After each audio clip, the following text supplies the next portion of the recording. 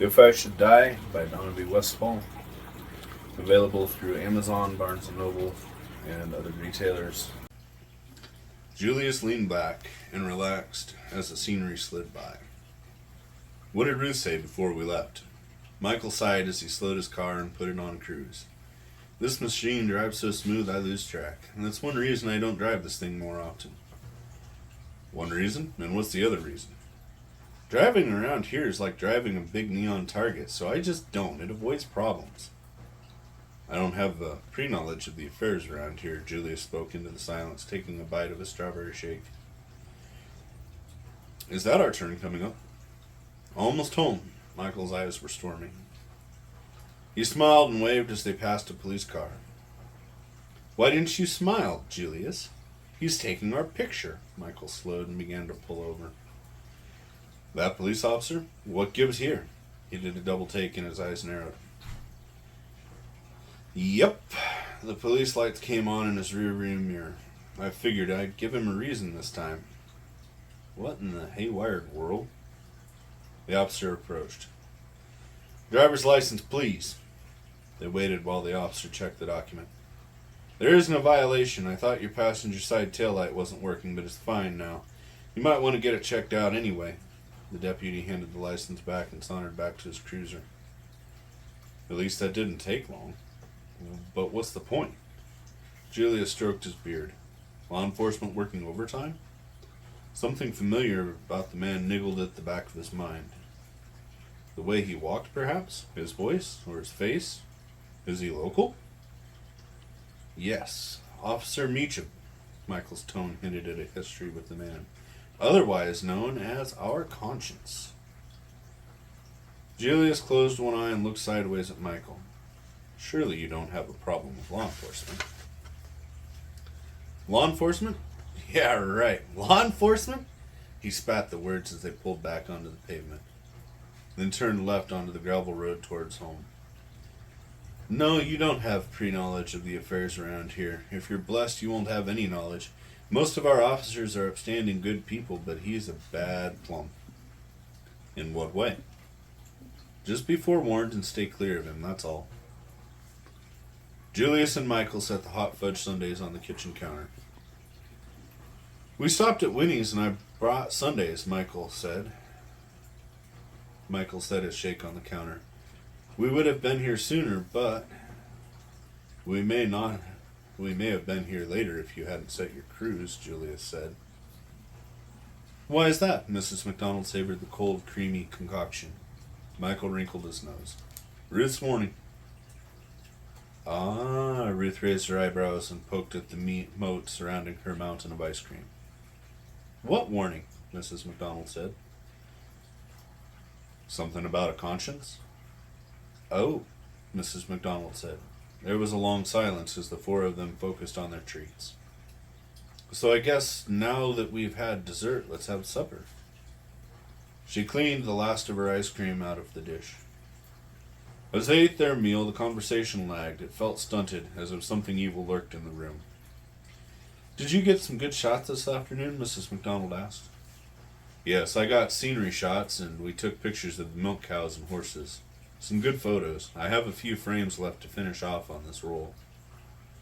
There should be some good pictures in the orchard if you want to head out now before it gets dark.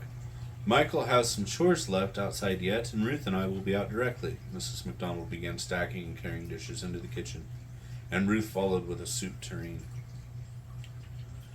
You ladies look picturesque. Sitting on the bench framed by the trees, Julius snapped the last shot and rolled the film into his case. I need to hook up a satellite connection. I can run it out the window and stick it up on the roof, if that will work. That'll be fine, Mrs. McDonald said. Ruth inhaled the early evening aroma of the orchard. What a lovely time of day. The twilight shadows began their descent as Michael approached. You might as well head back to the house, Julius said. Michael began singing a church song as they strolled along the path, and Mrs. McDonald and Ruth joined in the chorus. Julius savored the sound. It reminded him of more pleasant days. As they approached the house, the singing quieted. That was incredibly in sync. You must sing a lot together to blend so well. Singing is a sign of a joyful spirit, Ruth said. It is pleasant to listen to, but I think I'll take my cue from the sun and the chickens. He turned toward the breezeway. Good night, Michael and Ruth chorused. See you in the morning. Julius waved without turning as he walked ahead. God willing, Mrs. MacDonald said. Chapter 9. Julius lay across the bed staring at the ceiling. He needed time to gather his thoughts, which seemed to run aimlessly in all directions. You won't hear back on the film till tomorrow morning. Back up would be nice. That crook chose an odd place to hide. How could anyone get close to him without drawing attention? Wherever he was, he kept a low profile. Backup needs to be closer, but I can't bring them in closer. I can understand why this guy is out here. What? Julius awoke with a jerk. A chilling sweat prickled his skin in spite of the warm night. He rolled out of bed and sat in the chair. Closing his eyes, he heard Junko's cry as the water swept her away in the flood.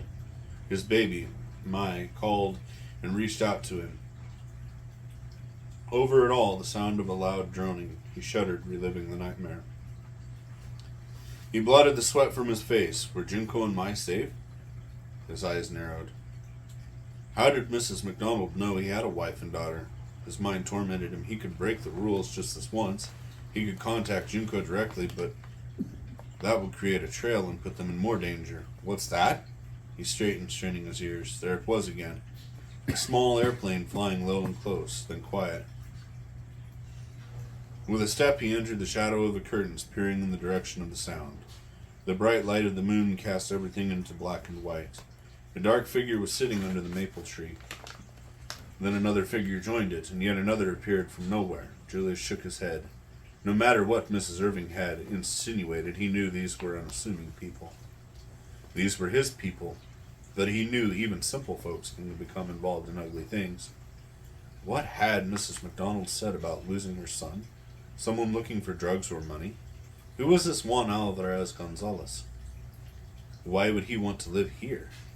I'm letting personal feelings interfere. I must become detached. After a few minutes, the three figures disappeared into the house. Silent as a nighthawk, Julius slipped down the steps and through the laundry room. Crouching in the kitchen, he crept as close as he dared, every nerve a radar antenna straining, listening to the three in the dark living room. He caught only an occasional word or phrase. Careful, don't know, funny, comes yesterday, now what? Need ask, afraid? Low murmuring and footsteps approached the kitchen. Every 3 weeks, Michael finished the sentence. Julius ducked in and back into the laundry room, but the footsteps started up the stairs. Shall we check the doors? Ruth stopped with the question. Mrs. MacDonald paused. No, that won't be necessary. Julius exhaled slowly as the firm footsteps continued up the stairs. Time to earn the paycheck, beginning in the kitchen. He found little reminders on sticky notes stuck here and there on the refrigerator, innocent notes in neat handwriting. Julius spied a memo tucked behind the others that said, Shipment Friday 12th. He looked at the clock on the wall, 2 o'clock. I made today the morning of the 12th, and here he pulled out another scribbled note, Friday 3rd. Curiouser and curiouser. As he moved through the house, something chewed in the back of his mind. In the living room, their coffee table book, a well-used Bible, a superb book room with its inviting window seat bathed in cool shadows. On around to the tower room, shaded by a red maple tree, it was darker yet. The dining room was locked. With a little expertise, he finagled the lock and slid the door open. Shining a small flashlight around the room into the nooks and crannies, he checked through the sideboard and linen closet and several other pieces of furniture, and he perused the pictures hanging on the walls. There was a safe behind one painting, but nothing in it. He gazed out the large windows. The moonlight washed the side yard in an eerie glow. Beautiful room, picturesque scenery, expensive doodads. No wonder they locked these doors. He slid the doors shut, locking them as he moved back to the office. The house appeared open except for 2 doors. Everything looked like a showroom. The furnishings were expensive and impressive, and the house was decorated in impeccable taste. The art, the furnishings, everything could have been out of a magazine. They were just perfect. That's what's odd. this is more like a museum than a home. Julius picked the lock, opened the office door, and secured it behind him.